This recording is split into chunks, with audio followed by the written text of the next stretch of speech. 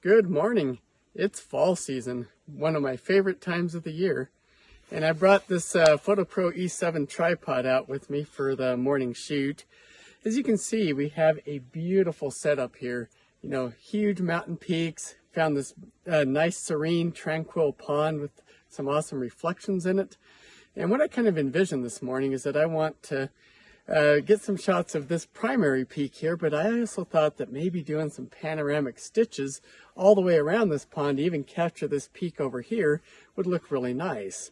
So I'm going to do kind of a blend of both types of shots this morning, and this is like the perfect tripod in order to enable it. Now, if you see the ground I'm standing on here, it's very, very boggy. It's all spongy and stuff. And if I just set my tripod on it, it's going to bounce around. It's going to be really hard to get a super sharp shot. So one thing I'm going to do is remove these little rubber feet here to produce these sharp spikes. And it's super easy to do on these Fotopro products. All I got to do is just pop off this little rubber foot.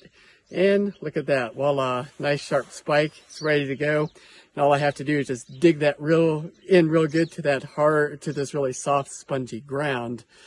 And so I'm going to get this all set up here. I'm going to kind of walk you through my steps of shooting this panoramic stitch and how we also avoid some of the parallax error that we're going to get with this tall grass growing around the side.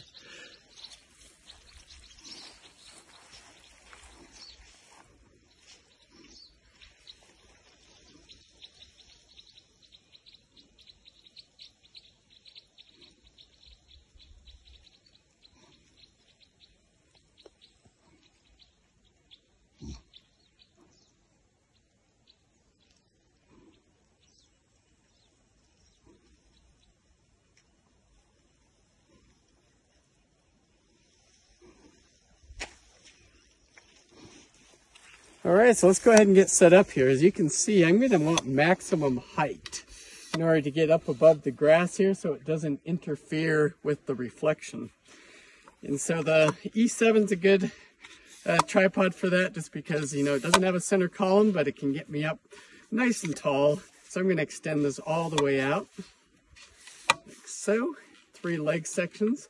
And I'm going to try to get up as close to this edge as I can without like actually going in the water. And maybe something like so. And I've got to kind of push it down in, get that good purchase in this ground. Now you can see it's nice and stable. Next step is this has a built-in leveling base right in the tripod legs.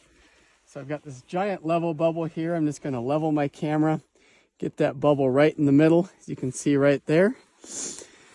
And then if I'm going to do panoramic stitches, I need to rotate around the nodal point of my lens in other words, the optical center of the lens. I don't want to rotate it around the sensor of the camera. So to do that, I'm going to loosen this knob here and ratchet this back a little ways. Now, put it like so. And this way, I'm going to now rotate around the optical center of my lens like so. What that's going to buy me is, if you look at this grass here, that's a close foreground element. And that's going to not stitch correctly if I am rotating it around the sensor of the camera instead of the optical center of the lens. And then this thing also ratchets by angle. So that way I can hear the clicks and I know exactly how much to rotate it each time I take my shot. And so if we turn this on here, I'm going to switch over here to aperture control mode. So you can see this is kind of where I'm going to start my shot. And then I'm just going to rotate by angle all the way through. And then I'm going to end with this mountain peak over here on the right.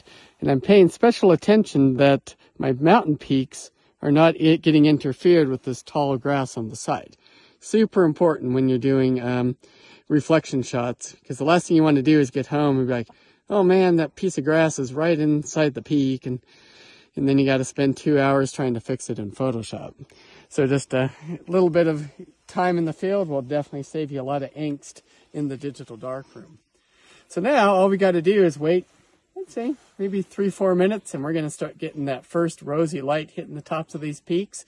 All right, so the light's coming out now. So what I like to do is I kind of take an area that I care most about, which is kind of this area, And that's what I'm going to meter my exposure off of, because there I have the brightest sky to contend with. And so I'm kind of going maybe a stop under or so based on this section of the shot. By the time I move my shot over to this side, it's going to be about right about even exposure. And that way I can lock in one exposure, and when I do my panoramic stitch all the way across, it's not going to change from getting too bright or too dark from one side to the next. And then I want to make sure I lock in a static white balance. In this case, I'm choosing something like cloudy so I can retain the nice warm tones of the mountain. And then because I'm shooting a wide angle pano, I'm going to do much more overlap than I normally would. So in this case, I'm probably overlapping each shot by about 70% just to ensure that everything stitches properly when I get it into my post-production software.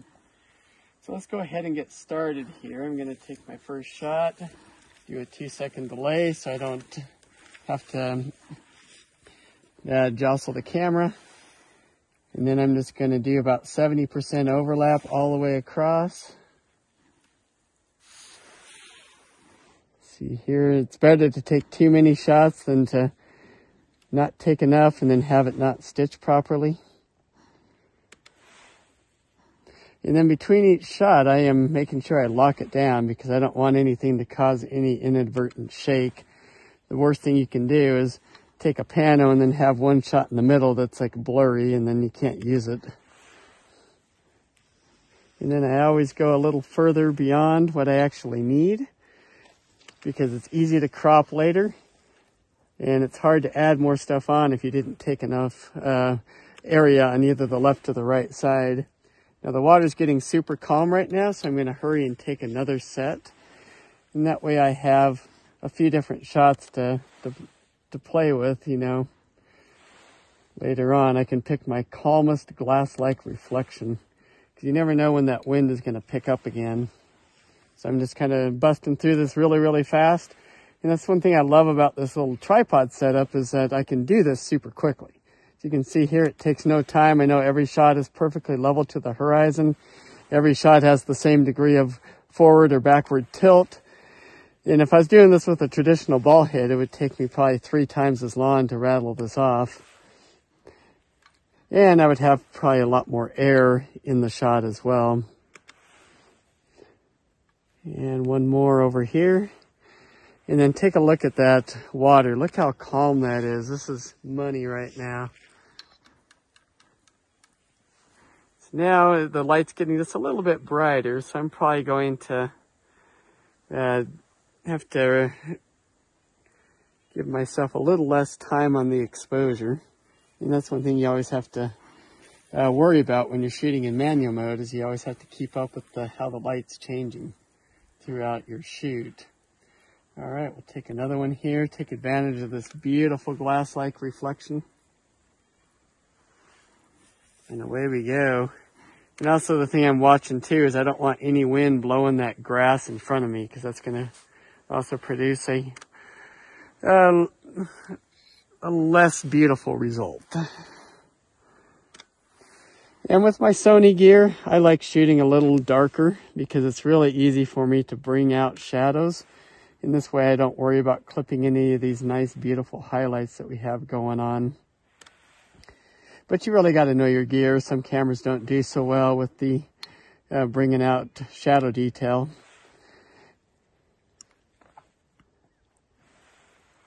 All right. I think we've been able to capture it. Love these fall colors around here. These are larch trees, by the way, and the larch trees, they look like pine trees if you were to see them in the summertime, but they actually will lose their needles in the fall, and they turn this brilliant yellow color. And it's awesome getting up into the subalpine country where we have these larch trees to photograph.